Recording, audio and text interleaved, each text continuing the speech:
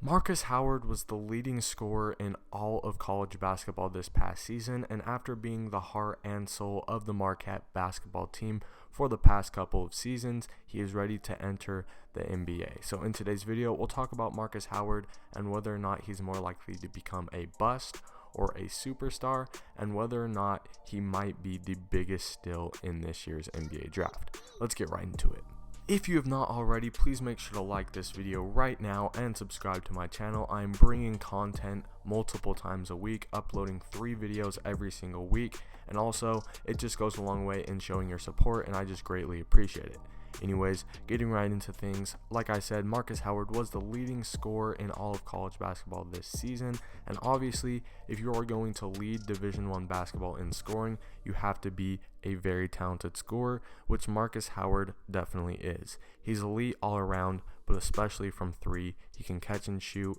He can shoot off the mid-range. Off the dribble is where I honestly think he's at his best, which is rare to have a player who is just as good shooting the 3 off the dribble as he is in catch and shoot. He also has a very nice inside game for his size. So all around, Markus Howard just has very few weaknesses when it comes to scoring.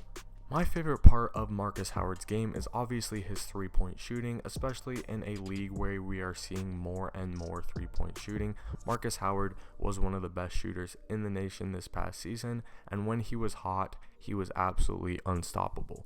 But the shooting, while it is definitely the first thing that you notice when you watch Markus Howard, I also like his inside scoring. Like I mentioned before, his touch around the rim is very, very good. He has the ability to get his floaters and layups over taller defenders, which for a guy his size is very, very important, and I think it will be very, very important for him at the next level to be able to get his shot off over these bigger defenders while he has a size disadvantage. Markus Howard's numbers on this season were 27.8 points per game, which, like I said before, led the nation in scoring. 27.8 would be one of the top scorers in the NBA, so having those kind of numbers in college is definitely very, very impressive.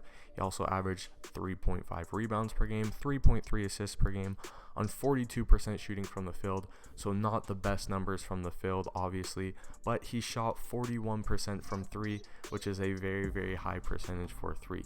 So obviously we want to see his field goal percentage get higher, but that 3-point percentage is very impressive, and his usage rating was through the roof. So obviously when you're putting up that many shots, when the team is that dependent on you for offense, your field goal percentage is going to take a little bit of a hit, but the fact that he managed to keep his 3-point percentage that high while, like I said, taking on such a big load is very, very impressive. Now you may be wondering, if Markus Howard was the leading scorer in the nation this past season, if he has very few weaknesses on offense, just an all-around great game when it comes to scoring, then why is he projected to go in the second round? Why isn't he projected to go higher if he has such an impact on the game? And the answer is kind of understandable. He has a lot of weaknesses to his game despite all of the offensive talent that he has. Obviously, the size disadvantage is a big thing. He is only 5'11". How many, elite 5'11" players are there in the NBA? How many players under 6'3" are there in the NBA that are really, really good? There's only a handful, so obviously that raises some red flags. His defense is also another thing, almost non-existent on defense, and at the NBA his defense is only going to get worse because there's more talent there obviously, and that is kind of because of his size. At 5'11", there's only so much you can do against these huge 6'10" point guards like Ben Simmons. He's also, another thing, an average passer. So really, despite his elite scoring ability, his ball handling ability, his passing wasn't that great. He only averaged 3.3 assists, and for a guy who has the ball in his hands that much, you probably want to see those assist numbers a little bit higher. Not that he's a bad passer at all, but like I said, just a little bit higher when it comes to passing. Another thing is his age. Obviously, he's a senior. He is older than some of these younger prospects that have time to develop, have time to grow a little bit more. So he's more of a risk in that way. And he's also very ball dominant. I think that some teams don't like his style of play. He needs the ball to be effective, in my opinion. He does move well off the ball, and I'm sure he could be molded into, an off-ball spot up shooter, but his role in college was definitely, this ball dominant guy who had the ball in his hands most of the game. Now, despite all these weaknesses, his strengths are definitely still there, and I still really like Markus Howard as a prospect. And I think that whatever team gets him, whether it's late in the first round or in the second round, will be very pleased where they get him, because obviously a guy that talented going to the second round, you can't go wrong with drafting Markus Howard, even though he is more of a risk than some of the other players. So I'm sure whatever team gets him will be very, very happy with him. Honestly, he reminds me a little bit of Jimmer Fredette. If you guys know basketball from 5 years ago, it might be even more than 5, like 10 years ago, Jimmer Fredette was one of the best players in college basketball. He won the National Player of the Year. He might have led the nation in scoring as well.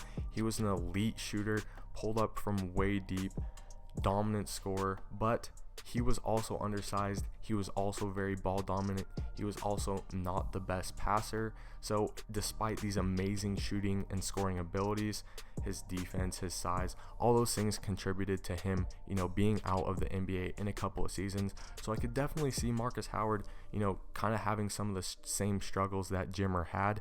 Another thing is, I think that Jimmer could have been a superstar in the NBA if a team built around him, but nobody wants to build around a 6-foot guy who can only shoot, who is very one-dimensional, and that's what I think Markus Howard is.